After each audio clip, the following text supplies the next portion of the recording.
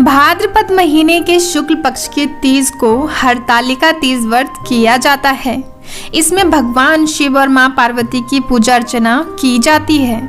कहते हैं इनकी पूजा से महिलाओं को अखंड सौभाग्य का वरदान मिलता है। इस बार हरतालिका तीज व्रत 18 सितंबर को मनाया जाएगा। ये व्रत थोड़ा कठिन है। इस बार हरतालिका तीज पर बहुत ही शुभ संयोग बन रहे हैं जो महिलाओं के सौभाग्य में वृद्धि करेंगे। इन संयोगों में व्रत बहुत ही फलदायी होगा। तीज के दिन रवि और इंद्र योग में पूजा होगी। साथ ही चित्रा और स्वाति नक्षत्र का निर्माण हो रहा है।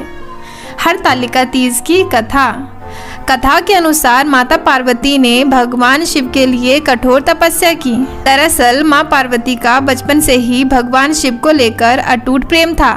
माता पार्वती अपने कई जन्मों से भगवान शिव को पति के रूप में पाना चाहती थी। इसके लिए उन्होंने हिमालय पर्वत के गंगा तट पर बचपन से ही कठोर तपस्या शुरू की। माता पार्वती ने इस तप से अन्न और जल का त्याग कर दिया था। खाने में वो मात्र सूखे पत्ते चबाया करती थी। माता पार्वती की ऐसी हालत को देखकर उनके माता पिता बहुत दुखी हो गए थे। एक दिन देव ऋषि नारद भगवान विष्णु की तरफ से पार्वती जी के विवाह के लिए प्रस्ताव लेकर उनके पिता के पास आए। माता पार्वती के माता और पिता को उनके इस प्रस्ताव से बहुत ही खुशी हुई। इसके बाद उन्होंने इस प्रस्ताव के बारे में मां पार्वती को सुनाया। माता पार्वती इस समाचार को पाकर बहुत दुखी हुई क्योंकि वो अपने मन में भगवान शिव को अपना पति मान चुकी थी। माता पार्वती ने अपने सखी को अपनी समस्या बताई। माता पार्वती ने ये शादी का प्रस्ताव ठुकरा दिया। पार्वती जी ने अपनी एक सखी से कहा कि वो सिर्फ भोलेनाथ को ही पति के रूप में स्वीकार करेंगी। सखी की सलाह पर पार्वती जी ने घने वन में एक गुफा में भगवान शिव की आराधना की। भाद्रपद तृतीया शुक्ल के दिन हस्त नक्षत्र में पार्वती जी ने मिट्टी से शिवलिंग बनाकर विधिवत पूजा की और रात भर जागरण किया। पार्वती जी के तप से खुश होकर भगवान शिव ने माता पार्वती को पत्नी के रूप में स्वीकार कर लिया। कहा जाता है कि जिस कठोर तपस्या से माता पार्वती ने भगवान शिव को पाया, उसी तरह इस व्रत को करने वाली सभी महिलाओं के सुहाग की उम्र लंबी हो और उनका वैवाहिक जीवन खुशहाल रहे। माना जाता है कि जो इस व्रत को पूरे विधि विधान और श्रद्धा पूर्वक व्रत करते हैं उन्हें इच्छानुसार वर की प्राप्ति होती है। हरतालिका तीज पर गौरा और शिव से अखंड सौभाग्य की कामना करनी चाहिए और बोलना चाहिए कि भगवान हमें अजर अमर सुहाग देना। हरतालिका तीज व्रत नियम।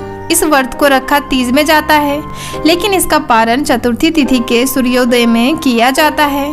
अगर आपकी शादी के बाद आपका पहला तीज व्रत है तो अच्छे से नियम पता कर ले, क्योंकि जिस तरह पहली बार रखेंगे उसी तरह हर साल करना होगा।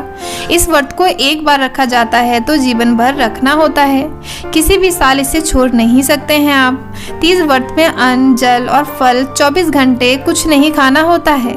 इस व्रत को पूरी श्रद्धा भाव से करें और भगवान शिव और माता पार्वती का जागरण करें और सोए नहीं।